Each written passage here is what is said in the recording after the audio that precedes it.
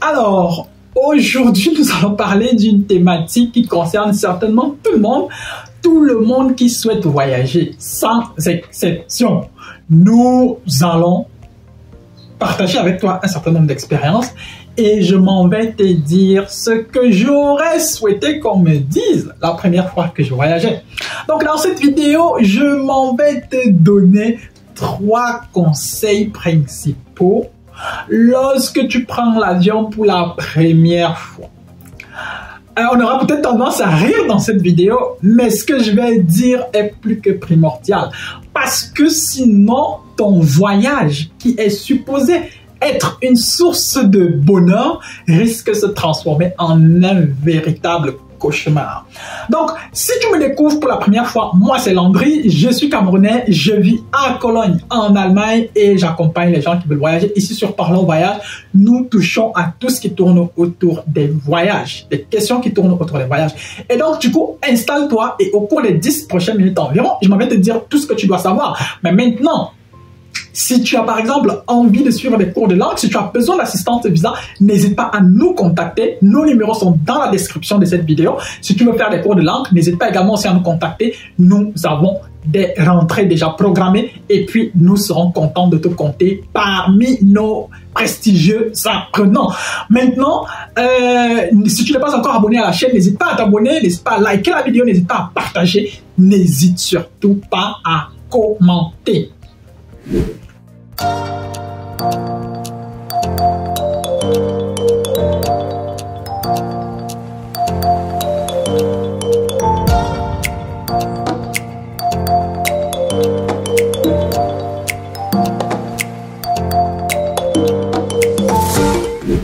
Alors, la première des choses, bon, je vais diviser la vidéo en 3. Avant le voyage, le jour du voyage et après le voyage.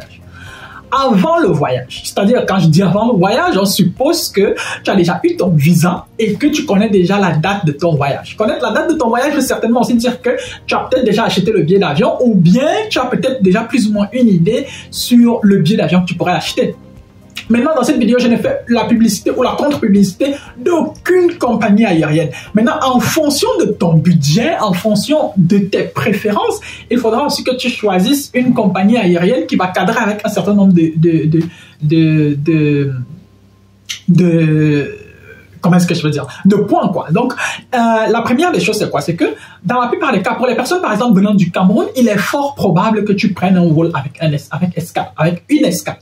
Maintenant, si tu vas par exemple en Belgique et que tu prends Brussels Airlines, c'est clair que tu vas quitter par exemple Douala ou bien tu vas quitter directement Yaoundé pour ceux qui sont au Cameroun, directement pour Bruxelles. Il n'y aura pas d'escale.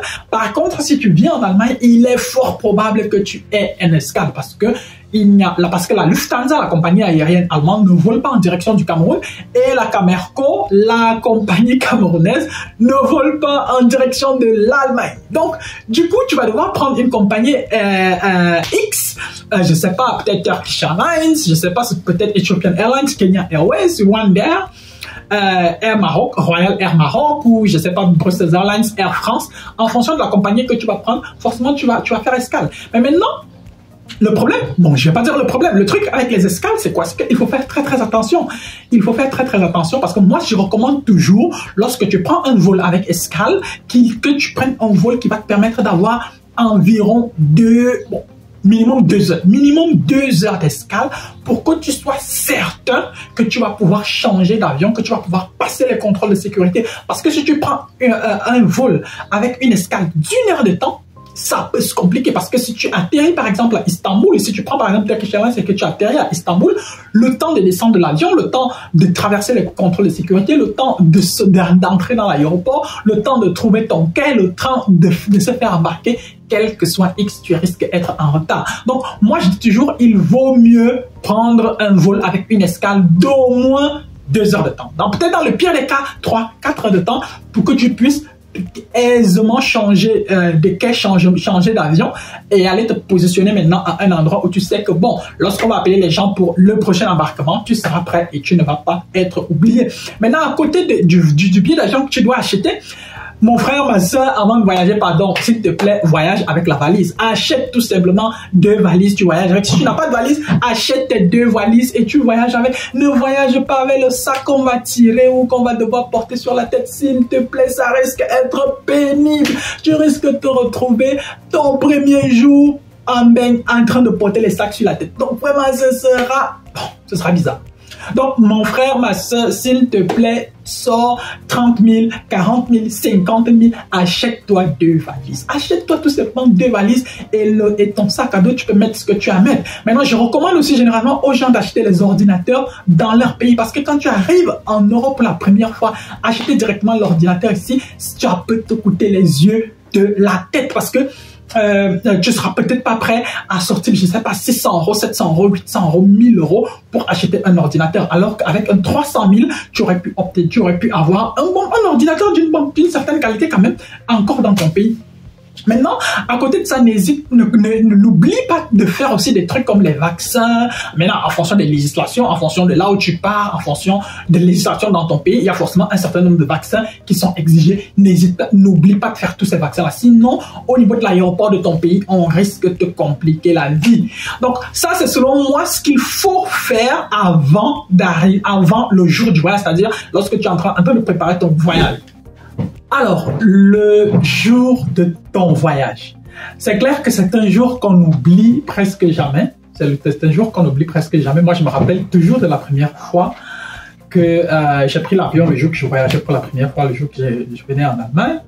Et puis, ce sont des souvenirs qui, d'une manière ou d'une autre, restent toujours dans un coin de la tête. Ce sont des souvenirs qu'on n'oublie jamais. Donc, le jour de ton voyage, pour que ces souvenirs-là restent du bon côté de ta mémoire et que ce ne soit pas un cauchemar et que tu n'aies pas peur par la suite de te rappeler de ces jours-là, il vaudrait mieux que tout se passe dans de très bonnes conditions pour toi. Et donc, la première des choses, c'est quoi? C'est qu'il faudra que tu essayes d'arriver à l'aéroport environ, disons, que tu calcules minimum 1h30, disons 2 heures avant ton voyage.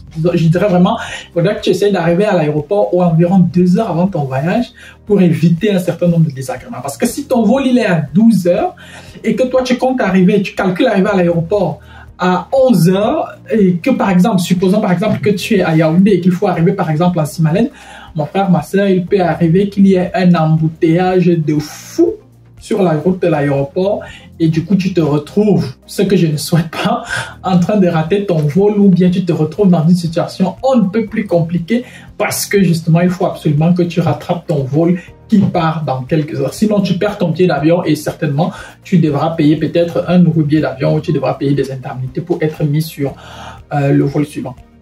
Et donc du coup pour éviter ce genre de situation là, il vaut mieux calculer arriver à l'aéroport peut-être 2 heures. Minimum 2 heures avant, peut-être n'arrive pas aussi 4 heures avant le vol, sinon tu risques de rester à l'aéroport tout ce temps sans rien faire du tout. Donc arrive même 2 heures à l'avance, tu peux faire le check-in et puis ensuite une fois que tout ça est ok, tu peux revenir vers ta famille, vous causer encore une fois de plus avant maintenant de passer les contrôles de sécurité et puis embarquer. Maintenant, pour ce qui est des contrôles de sécurité, par exemple, comme je disais dans la partie précédente, il faut te rassurer premièrement que tu as fait tous les vaccins nécessaires. Pour partir dans le pays où tu es en train de vouloir partir, il faudra que tu te rassures d'avoir fait tous les vaccins nécessaires. Et maintenant, à côté de ça, pour passer les contrôles de sécurité, généralement, on va te demander d'enlever tout ce qui a des métals sur toi. Et donc, moi, je recommande, et on recommande généralement de voyager avec des vêtements qui ne nécessitent pas forcément une ceinture. Comme ça, vous aurez moins, ce sera beaucoup moins pénible pour vous d'enlever tout ça. Parce que si vous avez un vêtement qui a la ceinture, il faudra systématiquement enlever la ceinture, la mettre dans les paniers, ensuite encore remettre la ceinture. Du coup, ça risque de vous perdre beaucoup de temps. Donc, ne portez pas un vêtement qui nécessite forcément la ceinture. Ne portez pas un vêtement qui nécessite la ceinture. Et puis maintenant, passez tout simplement vos contrôles de sécurité. Et généralement aussi là-bas à l'intérieur, bon, pour ceux qui prennent les vols à partir du Cameroun, il y a des douanes, il y a encore notre contrôle là-bas où on pèse encore une fois de plus ton bagage cabine. Bon, il m'est déjà par exemple arrivé d'être plus ou moins bloqué là-bas à l'intérieur, tout simplement parce que j'avais peut-être 2 kilos de plus et tout et tout. Donc, ça peut encore être énervant, mais bon, moi je dis toujours essayez juste d'être du bon côté de l'histoire pour que les choses se passent bien pour vous.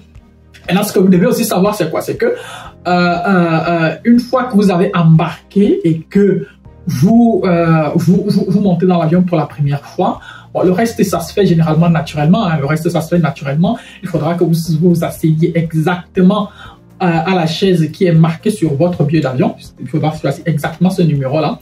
Et voilà, donc si au préalable, au moment d'acheter l'avion, vous avez par exemple acheté un billet d'avion et puis on vous a juste assigné un siège et que ce siège-là tombe, qu'il est au milieu peut-être de deux autres sièges, alors ça peut être pénible. Mais bon, vous pouvez toujours être au niveau de la vitre, vous pouvez toujours être au niveau du couloir, ça dépend des situations. Maintenant, ce que vous devez aussi comprendre, c'est quoi? C'est que quand vous embarquez à Yaoundé, quand vous embarquez à Douala ou à Abidjan, ces aéroports-là n'ont souvent généralement rien à voir avec les aéroports à travers lesquels vous allez transiter, ou bien les aéroports où vous allez atterrir dans votre pays d'accueil, ou bien du moins dans le pays où vous partez. Et donc du coup là, ça va certainement vous surprendre lorsque vous allez arriver. Et justement pour ce qui est de l'arrivée, je vais parler de cela au niveau du prochain point dans cette vidéo. Alors, le dernier point dans ma vidéo, c'est l'arrivée. Comme je disais tantôt, pour ce qui est de l'arrivée, par exemple, la première des choses qui va vous surprendre, ce sera certainement la taille de l'aéroport. Ce sera la taille de l'aéroport, que ce soit à Istanbul, que ce soit à Zaventem à Bruxelles, que ce soit à Charles de Gaulle à Paris, ou bien même que ce soit l'aéroport de Francfort ou je ne sais trop quel autre aéroport. La première des choses qui va me surprendre sera certainement la taille de l'aéroport, sera certainement la propreté de l'aéroport, ce sera certainement tous ces dispositifs-là qui risquent plus ou moins vous éblouir. Et ça, je peux le comprendre. Moi-même, ça m'est arrivé pour la première fois. Quand moi j'ai atterri en Allemagne, j'ai transité par Istanbul et ensuite j'ai atterri à l'aéroport de Leipzig-Halle, à l'est de l'Allemagne. Et puis, j'ai tout de suite été ébloui par tout ce que j'ai vu. Maintenant, je dirais déjà aussi que même au niveau du transit par Istanbul, rien que pour changer d'avion, ça nous a pris pratiquement 2 heures de temps. Et c'est aussi la raison pour laquelle, tantôt, je disais qu'il ne faut certainement pas prendre un vol avec avec un transit de moins de 2 heures. Sinon, ça risque d'être un peu plus compliqué pour vous. Et donc, moi, je recommande d'avoir un vol, de prendre toujours des options de vol qui vont vous donner au moins 2 heures de transit, surtout si vous passez par Istanbul, peut-être 2 ou 3 heures, surtout si vous passez par Istanbul pour ne pas être surpris. Maintenant, lorsque vous allez arriver dans votre aéroport de destination, bon, j'espère pour vous que vous aurez forcément toujours quelqu'un qui va vous récupérer. Nous, par exemple, ce que nous proposons à nos clients qui n'ont pas de personnes en Allemagne ou bien de familles ou bien de connaissances, par exemple en Allemagne, on se propose de les récupérer à l'aéroport parce qu'on sait que la première fois, ce sera extrêmement compliqué de se repérer, de comprendre comment ça fonctionne, de savoir exactement où prendre le train, quel train prendre, où prendre le bus, quel bus prendre, dans quelle direction et comment faire pour quitter de l'aéroport pour arriver jusqu'à l'endroit où on va jusqu'à sa destination. Ça peut être compliqué. Moi, la première fois que j'arrive en Allemagne, il y a une amie qui a dépêché une Togolaise qui est venue nous récupérer à l'aéroport parce que je n'avais pas voyagé seul, j'avais voyagé avec une autre personne. Donc, on est venu nous récupérer à l'aéroport et la Togolaise, elle était venue avec son gars ou son petit ami. Bon, c'était un Allemand. Donc, les deux étaient venus nous récupérer à l'aéroport. Et puis, quand on nous a accompagnés jusqu'à la gare, et quand on est arrivé à la gare, on m'a mis dans le train qui m'amenait jusqu'à là où je devais partir. Donc, la suite du voyage, je l'ai effectué tout seul. Et c'était assez... voilà, j'avais pas de connexion Internet, je savais pas exactement comment me repérer.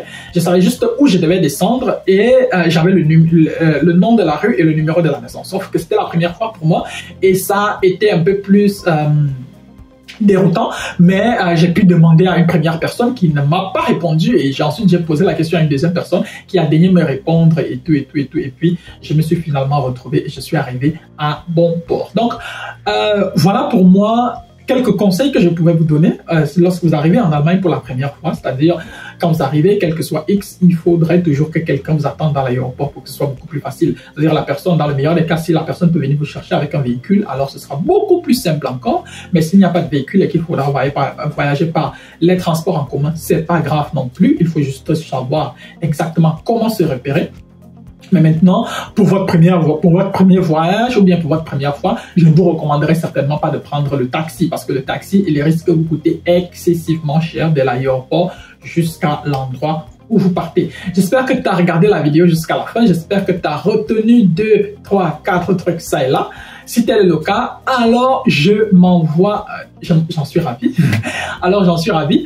Voilà, si tu n'es pas encore abonné à la chaîne, n'hésite pas à t'abonner. Si tu n'as pas encore liké la vidéo, n'hésite pas à liker. Tu peux également aussi la commenter. Tu peux nous dire ce que tu penses de la thématique. Si tu as d'autres conseils, tu peux les donner également aussi en commentaire.